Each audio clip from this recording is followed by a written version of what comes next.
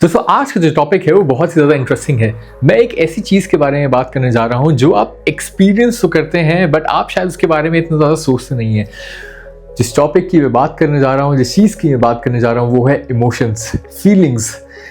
हम human beings को एक दिन के अंदर न जाने कितने सारे इमोशंस को एक्सपीरियंस करने को मिलता है। कभी कभार आप दिन के अंदर बहुत ही ज़्यादा खुश होते हैं, कभी कभार आप दिन के अंदर बहुत ही ज़्यादा दुखी। अलग अलग कल्चर्स के अंदर दुनिया के अलग अलग इमोशंस को एक्सपीरियंस करते हैं लोग। कैसे इंडिया के अंदर या मैक्सिको के अंदर या ब्राज़ील के अंदर ये कल्चर्स कुछ ऐसे हैं जहाँ पर लोग बहुत ही ज़्यादा एक्सप्रेस करते हैं अपने इमोशंस को, और कुछ कंट्रीज़ ऐसी भी हैं जैसे जर्मनी जहाँ पर मैं रहता हूँ या स्कैंडिनेवियन कंट्रीज़, वहाँ पर इमोशंस को इतना ज़्यादा एक्सप्रेस नहीं करते लोग। अब उसके बहुत सारे फैक्टर्स हैं। एक जो सबसे बड़ा फैक्टर ये है वो है सन। हाँ दोस्तों, सनशाइन बहुत ही ज़्यादा इन्फ्लुएंस करता है ह्यूमन बींग्स को, क्योंकि सनशाइन की वजह से हमारी बॉडी के अंदर विटामिन डी को एब्जॉर्प्शन मिलता है और उसकी वजह से आपके जो हार्मोन्स होते हैं वो डिफरेंट तरीके से रिएक्ट करते हैं और आपका मूड हमेशा अच्छा रखते हैं। बट दोस्तों, इमोशंस कोई फैक्ट नहीं होता।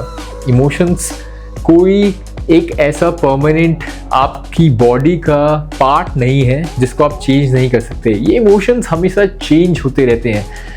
कभी आप, जैसा कि मैंने बोला, खुश रहते हैं, कभी आप बहुत ज़्यादा दुखी रहते हैं, कभी आपका मूड बहुत ज़्यादा स्विंग होते रहता है। बट दोस्तों, इमोशंस को अगर आप नहीं समझ पाते और इनको आप नहीं कंट्रोल कर पाते तो ये आपकी लाइफ को कंट्रोल करते हैं, और ये कुछ ऐसा दिखता है।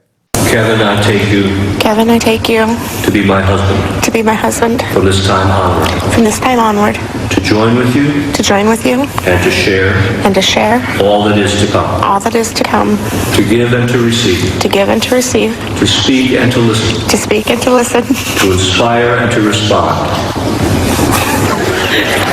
Are you speaking or listening?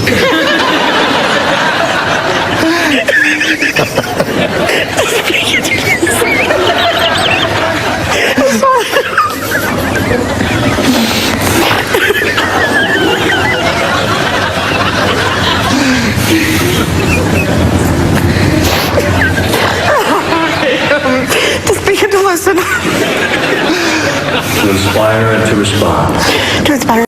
तो दोस्तों, इमोशंस कोई फैक्ट नहीं है, ये बस एक हमारी बॉडी का सिग्नल होता है बेस्ड ऑन कि हमारा एक्सपीरियंस कैसा है वर्ल्ड के साथ में, या हमारी बॉडी के अंदर कुछ ऐसा फिजिकल चेंज हो रहा है जिस वजह से हम इमोशंस को, डिफरेंट इमोशंस को एक्सपीरियंस करते हैं। बट दोस्तों, कुछ ऐसे फैक्टर्स हैं जो हमारे इमोशंस को बहुत ज़्यादा डीपली इम्पैक्ट करते हैं, और ये कुछ फैक्टर्स वो हैं जो आपको मैं बताने जा रहा हूँ जिसको आप खुद से चेंज कर सकते हैं, जो आपके हाथ में है।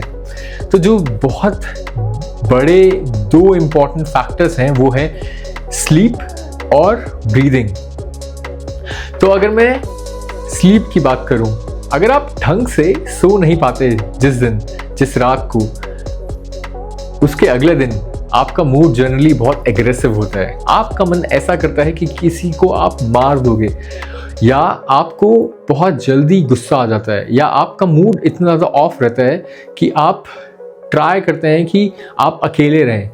तो ऐसा आपने बहुत बार एक्सपीरियंस करा होगा, खासकर हमारे अभी के टाइम पे जहाँ पर हमारे पास में इंस्टाग्राम है, जहाँ पर हमारे पास में नेटफ्लिक्स है, अमेज़ॉन है, इतनी सारी चीज़ें हैं जहाँ पर आपको नोटिफिकेशन मिलते रहते हैं और आप इस वजह से सो नहीं पाते ढंग से। और इसका सबसे बड़ा फैक्टर है फ़ोन, या इसका सबसे बड़ा फैक्टर है आपका लैपटॉप। बट इसको आप चेंज कर सकते हैं, आपके हाथ में ये फैक्टर। मेरा रिकमेंडेशन है कि सोने से 2 घंटे पहले आप इसको, फ़ोन को ना देखें या अपने किसी भी स्क्रीन को ना देखें, और आप पूरे 8 घंटे की नींद एटलीस्ट लें। और कभी कभार तो शायद आपको ज़्यादा नींद चाहिए होती है। तो अगर आप ये फैक्टर को चेंज करते हैं, अगर आप ढंग से सोते हैं, तो आपका मूड डेफिनेटली चेंज रहेगा, आपका मूड हमेशा अच्छा रहेगा, आपका मूड हमेशा बेटर रहेगा। दोस्तों जो दूसरा फैक्टर है वो है ब्रीदिंग। अब ब्रीदिंग से आप कैसे अपने इमोशंस को इम्पैक्ट कर सकते हैं, अपने इमोशंस को बेटर कर सकते हैं। मान लेते हैं दोस्तों, अगर आपको फील हो रहा है बहुत ज़्यादा एंग्जाइटी, इंटरव्यू से पहले, क्लास के अंदर प्रेजेंटेशन देने से पहले, क्लास के अंदर एग्ज़ाम से पहले, आप ब्रीदिंग टेक्निक से, कुछ ब्रीदिंग टेक्निक से आप इसको चेंज कर सकते हैं। मैंने अपनी एक पहले की वीडियो में बताया था कि एक टेक्निक है 5-5-5 टेक्निक, जिसमें आप 5 सेकंड तक नाक से सांस लेते हैं, 5 सेकंड तक उसको होल्ड करते हैं और 5 सेकंड तक धीरे धीरे अपने माउथ के थ्रू ब्रीद आउट करते हैं। आप ये अभी के अभी ट्राई कर सकते हैं और आप देखिएगा, अगर आप से 2 से 3 बार करते हैं तो आपकी बॉडी में फिजिकली कितना ज़्यादा चेंज आएगा, आपके मेंटल इम्प्रूवमेंट में, आपकी इमोशनल हेल्थ में कितना ज़्यादा चेंज आएगा। तो ऐसी और भी टेक्निक्स हैं जिसको आप यूज़ करके अपने इमोशंस को चेंज कर सकते हैं। तो ये तो थे दोस्तों बेसिकली 2 ऐसे फैक्टर जो आपके हाथ में हैं, जो आप बिल्कुल अभी के अभी चेंज कर सकते हैं। दोस्तों अब चलते हैं कुछ ऐसे 2 इमोशंस के ऊपर जो शायद ब्रीदिंग और स्लीपिंग से नहीं चेंज हो सकते। वो है डिप्रेशन और जेलेसी। डिप्रेशन हम लोगों को तब होता है जब हमें शायद एक पास में कुछ ट्रॉमेटिक एक्सीडेंट्स या इंसिडेंट्स फेस होते हैं और वो हमें अभी तक इम्पैक्ट करते हैं। मे बी किसी की डेथ हो जाना फैमिली के अंदर, या किसी लव वन को आप खो देते हैं, या आप किसी एग्ज़ाम के लिए प्रिपेयर कर रहे थे और उसको आप नहीं क्लियर कर पाते और उस वजह से आपके ऊपर अभी तक उसका इम्पैक्ट रहता है। तो हम कैसे चेंज कर सकते हैं डिप्रेशन को, हम कैसे बाहर निकल सकते हैं डिप्रेशन से। दोस्तों डिप्रेशन भी एक इमोशन की तरह है जो डायनामिक होता है, चेंज होता रहता है। आप डिप्रेशन के अंदर जब भी होते हैं तब वहाँ पर भी कभी कभार आप ऊपर होते हैं, बहुत ज़्यादा डिप्रेस होते हैं, नीचे होते हैं जब आप कम डिप्रेस फील करते हैं, और वहीं से आप वहाँ से बाहर निकल सकते हैं जब आप कम डिप्रेस फील करते हैं। कैसे दोस्तों, आप पहले तो फोकस करो प्रेजेंट पे रादर देन फोकसिंग ऑन आप अपने पास्ट पे। उसके बाद जो दूसरा और बहुत ईजिली डिप्रेशन से निकलने का तरीका है वो है एक्सरसाइजिंग। जब आप एक्सरसाइज करते हैं तो आपकी बॉडी के अंदर हैप्पीनेस हार्मोन रिलीज होते हैं लाइक डोपामीन, और इस वजह से you feel happy, you feel better. तो दोस्तों डिप्रेशन जैसे कि मैंने बोला कि बहुत ही ज़्यादा कॉमन है बट बहुत ही ईजिली क्यूरेबल भी है अगर आप उसको सही से समझते हैं और उसके लिए कुछ करते हैं। अब चलते हैं हम अपने दूसरे बहुत टफ इमोशन पे, वो है jealousy. As a human being it's normal to being jealous, but कभी कभार ऐसा होता है कि जेलेसी की वजह से आप कुछ ऐसा कर देते हैं जो आपके लव वंस को या आपके फ्रेंड्स को बहुत ही ज़्यादा इफेक्ट करता है, आपकी लाइफ को इफेक्ट करता है।